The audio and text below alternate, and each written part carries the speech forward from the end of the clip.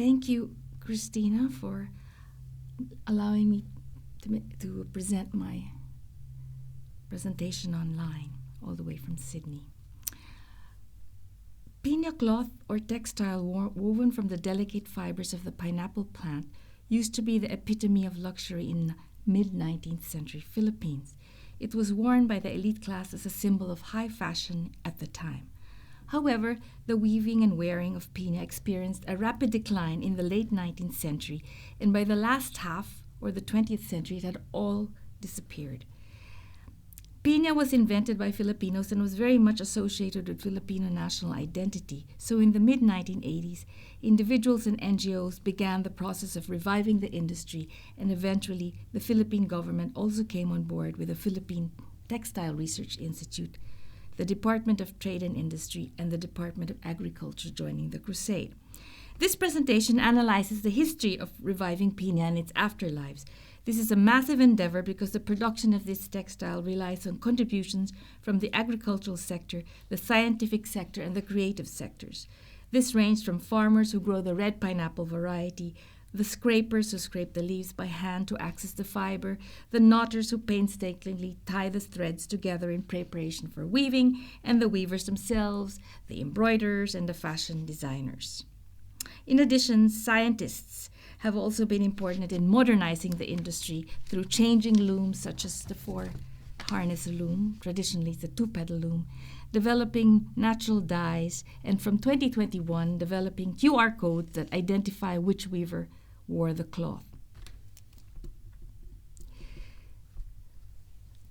I argue that reviving piña is also about rethinking and reinventing piña, as the popularity of new forms of piña blends such as piña seda, piña shifu. Shifu is a paper made from pounded piña coarse fiber. Piña cotton and piña linen now surpasses that of pure piña, or liniwan. In addition, fashion designers have initiated the project of rethinking piña not just as textile used for formal wear or national dress, but as everyday fashion and high fashion. While the weaving of the combination of piña and silk and piña and cotton have been noted by foreign travelers' accounts in the mid-19th century, these weaving blends were no longer being practiced by the late 20th century. But since the blended varieties of piña are cheaper and faster to produce, they have been popularized by weavers and fashion designers so that they are now the ones who dominate the market in what I label the democratization of piña. I argue that piña's close association with national dress makes it difficult to imagine it as everyday modern fashion. Hence, the quandary for those involved in the piña industry is that promoting it as a national fabric and associating it with Filipino nationalism and identity seems like a logical strategy to legitimate its revival, but on the other hand, its close association with national dress means that it's difficult for buyers to see the cloth outside the parameters of the Barong Tagalog or the Filipiniana terno dress for women. Fashion designers who are in the forefront of the campaign to modernize piña fashion are encouraging the use of piña in its blended forms as everyday wear, or at least as not so formal wear. The result is that fashionable piña today is not likely to be made of pure piña. This presentation is a deep dive into the ways piña was transformed by the revival process. It argues that the revival process has given birth to a rethinking of piña itself, from adding color to it to suggesting that it be used for casual rather than formal occasions, and even painting on it and turning it into wearable art. Hence, this presentation is as much about how artists and fashion designers have begun the process of rethinking piña as it is about reviving piña. Finally, this project of reinventing and rethinking piña has been able to alter the status of weavers and challenge gender norms. I've used archival sources and research and interviews for this presentation. I've conducted interviews in Tagalog with weavers of 4 weaving companies, fashion designers, 5 of them who work with piña, the chief scientist at the Philippine Textile Research Institute who had a huge role in inventing natural dyes for piña, 2 embroiderers who work for piña, and the former governor of Aklan, Florencio Miraflores. Now, I'm just going to briefly say that there's no need for me to describe how piña is extracted because this is a textile conference. And of course, we know the coarser one is used for making twine and wigs for icons or dolls, and the finer piña is used for weaving cloth. Pineapple leaves produce 75% of the bastos, the coarse one, and 25% of liniwan. Now, piña cloth signaled the epitome of luxury, refinement, and wealth in the 19th century and was synonymous with speaking Spanish, gentility, wealth, refinement, urbanity, and the manners of a romantic era. Weaving piña, embroidering piña, and wearing piña was most closely associated with the mestizo race, the Spanish Filipino and Chinese Filipino group that in the mid-19th century imagined themselves to be Filipino. And you can see here from the pictures of paintings that this is how the piña cloth and the embroidery is what becomes the center of the paintings that shows that it was really symbolized high fashion and identified with urbanity, the Romantic era, and wealth in that era. Of course, we know that after the mid-19th century, the importation of cotton cloth from Manchester and Glasgow, I've argued, has caused a decline in the textile industry. And also I've argued elsewhere that the decline of this industry was not just because of the advent of cotton cloth, but because we've got a new colonial ruler coming from 1902, which created an Americanized elite whose tastes differed from the European elites, Europeanized elites who wore piña. So as concepts of high-end luxury changed, where piña no longer had a place, it lost popularity as fashionable dress and instead came to be seen to be something you wear in occasions where one was required to perform Filipino national identity. By the 1980s, the supply of piña dwindled so much it was considered almost rare by the select few who wanted to buy it. The owner of Filipiniana store Tesoros, for example, confided to her daughter-in-law, fashion designer Patis Tesoros, that it was so difficult to find piña that she kept the little she had in a safe. So in the mid-1980s, when Tesoro went to Calibo with Lourdes Montinola and Ado Escudero, they discovered it was very hard to find piña and hardly anyone could tell them if the red pineapple was still being farmed. So concerned that the industry was dying, Tesoro and Escudero, through their organization, the Patrones de Casa Manila, launched the initiative to revive piña and use with a few government grants, etc. I won't go into detail. They managed to do some reviving in Aklan, Calibo, which was considered the best site for reviving it. Now, a handful of enterprising male and female entrepreneurs embarked on setting up family businesses from 86 to 98, and I'm going to analyze 4 key elements in the transformation of the piña production industry resulting from the advocacy. The first was the introduction of scientific innovations that changed the way piña was woven and introduced new blended forms of piña, seda, piña cotton, linen, and pioneered the dyeing of piña in natural and chemical dyes. That these blended forms are easier and faster to produce meant that they now dominate the market, and that finding pure piña is still rare. Secondly, the family companies that built their business are thriving. 3 of the 4 weaving companies I interviewed came from humble beginnings, but by 2023 they transformed themselves into successful businesses. This is followed by the introduction of weaving centers for the very first time in the history of piña weaving. Thirdly, the advocacy to give status to weavers by awarding prizes and bestowing the best weavers with titles such as Cultural Master and inviting them to participate in textile conventions has empowered them and inspired the new generation of weavers. Finally, 10% of weavers are now male, as former construction workers and fishermen began to join the weaving labor force. And so I think reviving piña has resulted in revolutionizing a change in gender norms. So point 1, part of the credit for the success in the revitalization of this traditional textile is also due to the scientific sector. So Dr. Julius Liano, the chief scientist research specialist, said that the part that science plays in Philippine textiles has never been as huge as it is now. So it popularized the 4-harness room, which allowed Alan Tumbocon, founder of La Herminia Piña Weaving, to have his business blossom in 3 years. Natural dyes is also introduced, and Leano developed it because he thought a textile as fine, as delicate as piña should not be subjected to harsher chemical dyes. Traditional pure piña was not dyed, and they introduced piña to modernize the look. So there's also a piña seda that's been popularized now, mixing of silk in the warp and piña in the weft, and it now allows them to produce it faster. So if pure piña only produces a 1/4 meter of cloth today, we've got Ursulita de la Cruz, a prize-winning weaver, produces only 2 centimeters a day with suk-suk design, working 4 to 5 hours a day.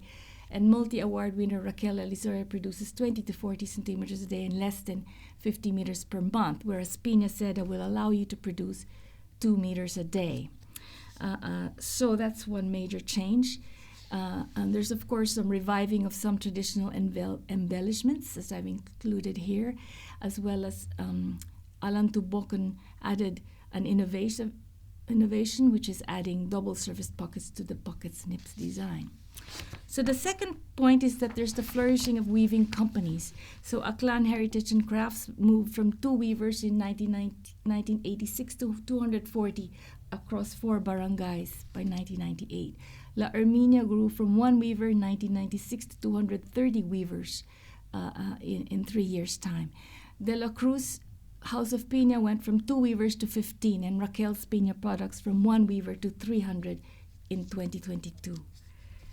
Now, the weaving centers have been a new innovation, because now you can, before weavers just had a loom in their house and did weaving time around domestic chores or child care, give other sorts of responsibilities. But here you can actually go to a center and work for 8 hours a day if you want to. And so these are some photos of weaving centers here. Point 3 is the elevation of the status of the weaver. Prizes for weavers happen. So Lourdes Montinola weaving competition, for example. On her 90th birthday, she asked her friends to donate to HABI, the Philippine Textile Council, that instead of gifts and donations, that they would have a weaving competition named after her, which she continues to fund from 2018 with an attractive prize money of $100,000 for the winning weaver. This competition stood out because not only did it give status to the weavers, it encouraged innovation and complex design. Now, if you look at the entries to the composition, it required weavers to give titles to their submissions so that it becomes a work of art, like visual artists. But if you look at the titles, the first prize in 2018 went to India Legaspi's hand-woven Piña Cedra fabric with Tamblero Rengue. And the 2019 prize went to Raquel Elizario's hand-woven Piña Liniwan Seda shawl with full suksuk and rengue.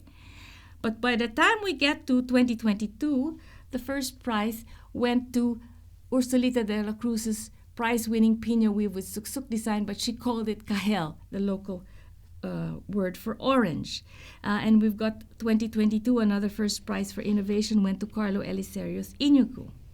There was an Outstanding Young Weavers Award that went to 12-year-old Delara Elisario for Sampaguita. And in 2021 and in 2022, it was called Sorbetes. So an analysis of the evolution of the titles revealed that at first, weavers' entries described the techniques they used for weaving the cloth, but in 2021 and 22, they realized that, like Picasso's Guernica, they could give their one-of-a-kind, carefully woven cloth a literary name, much like artists did for their paintings. So this elevated the status of weavers as solo artists for their craftsmanship, as opposed to anonymous artisans. In 2021, PTRI lobbied to have the QR codes for each weaver, which could be stamped into the cloth, giving them the same brand and status as designers. In this case, when it happens, that would mean weavers would no longer be anonymous. And 10% of weavers are now male. They used to be, many of them are husbands of weavers also, and you can see here some examples. Here's Raquel's Piña products. And of course, this is La Erminia. What happens is you've got role models now. Alan Tumbokon, for example, is a role model.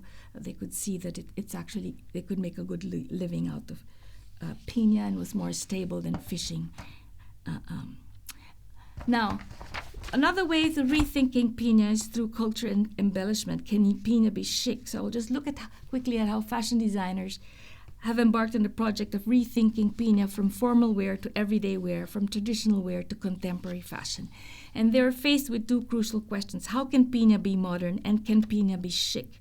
And they also had to deal with a shortage of supply. If you get a Piña of, 100,000 pesos supply of 10 yards may appear for a buyer, but you might have to wait another 6 months for another supply. And designers complained to me that it's unpredictable to access. If Lulu Tangan said if she ordered 60 yards and it would take a month, at least that's what they promised, 3 months later she would only get 1/3 of the original order. So the idea now is to concentrate with blended Piña, and that would be one solution. Now, Gabi Sarenas, one of the younger established designers, told me, why do most people view the material Piña as old or limited to formal occasions? Lulu Tangan echoed this when she complained, why does Piña always have to look traditional? According to Liana, the stereotype image among the youth was Piña was a textile worn only by their grandmothers for weddings. And so Thea Sulangi of De La Cruz Piña lamented that people will only buy Piña if there's a wedding. So designer Rene Salud pointed out that those who are invited to be ninangs in weddings, they said their uniform is the Piña embroidered gown. Godmothers are usually prominent or respected women of a senior age. So this perception comes from Piña's association with the 19th century elites who first popularized it, which evoked feelings of nostalgia for a historical past. So how do you make Piña chic? So here's examples. Lulu Tangan uses Piña as outerwear because of the sheerness of it and the knits. She is the queen of knits after all, and so the Piña is the outerwear here. Here are some of her examples of her work. And of course you can see it's dyed and of course embellished with beads, which is no longer traditional. Here is Lenore Kabile, who uses Piña as more everyday casual chic wear. And here is an example of Piña in modern fashion for formal wear by Lulu Tangan, again as outer fabric. You can see embellished with all sorts of beads, sometimes used for national dress. So embroidering is still used, and here's the suk-suk design, and here's from Raquel's Piña products, and here's a fully embroidered barong worth 30,000 pesos, embroidered by Bahay ni Apolonia by Angel Bombasi. Again, this is Salvador Yasona's embroidery for barong. You can see him there. I put it out because we've got now a man is considered one of the best embroiderers by the designers. Now, here's Patis Tesoro, who has done quite a lot of work with blending Piña with applique and sometimes using patchwork and embroidery and beads, and her designs appeared in international series. And she likes to mix Piña with other fabrics like cotton and abaca. You can't have it all by itself because she says it's too expensive. And finally, the last way of doing Piña here is by painting it. Here's India de la Cruz Legazpi, who paints it and becomes wearable art. Another example, here's a scarf. Another example of painting on Piña is also Carlos Lizario's for Raquel's Piña products. And this is one way of coloring it also, is another way to make it more modern and chic. Still, the most popular is national dress. The weavers actually weave the yards age of 30 inches to make it perfect for a barong Tagalog here. So I'd like to conclude the attempts of embroidery techniques haven't really radically changed, but they add all sorts of things like painting and beading in order to make it chic and modern high fashion. So to conclude, here's some designers still reference traditional Filipino icons in their design. So we've got the jeepney and La Herminia, the ant with langgam with Lulu Tangan. Now, the revival of the Piña industry has achieved some success, with a peak occurring in 2004-2008. In my interview with her in 2003, Patis Tesoro said it was only possible to buy 1,000 yards, which you couldn't get earlier. La Herminia grew, as I showed you, from numbers of weavers. But really, if you look at it optimistically, you can still say that it needs to be qualified that the majority are no longer weaving piña and we're weaving a blend. The advocacy to revive piña has given status to weavers and designers, and you've got prize-winning weavers now. Weaving was traditionally formed by women. Julius Liano proclaimed, "When we empower weavers, we empower our women," and some of the women weavers have been empowered. When Petis Tesoro went to Calibo for the purpose of reviving piña in the mid-1980s, she visited Susima de la Cruz of the House of Piña and purchased her entire supply of pure piña. Tesoro confided to me that she noticed during her visit Susima couldn't even entertain her visitor with a cup of coffee because of her humble situation. She noticed this in the late 1980s, but now the De La Cruz House of Piña has 2 mansions in Calibo. When I visited in June 2023, the newer one has a cafe and a bed and breakfast attached to it, as well as a fabulous Piña showroom that looked like a textile museum.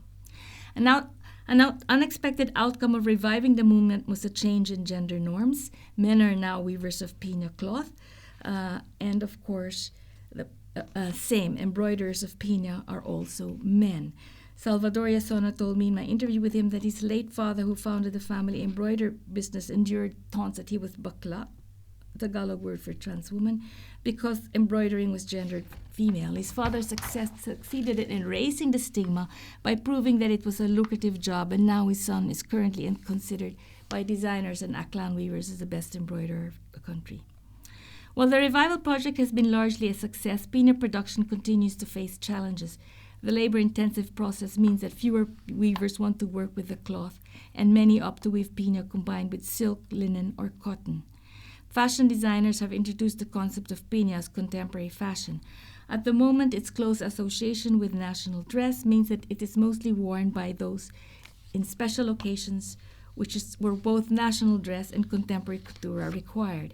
Wearing piña in national dress is still considered luxury attire, especially when it's designed by a top fashion designer. La Herminia produced Piña Barong Tagalogs in Piña Seda for the APEC delegates in 2015, designed by Paul Cabral. Politicians and their spouses walk the red carpet and contour forms of national dress for the annual President's State of the Nation address. The choice of piña for their catwalk appearance ensured that their fashionable choice was both nationalistic and luxurious. It is in these landmark moments or occasions that piña and fashion in the contemporary period dovetails with its 19th century semiotic equivalent. Thank you for listening. Salamat.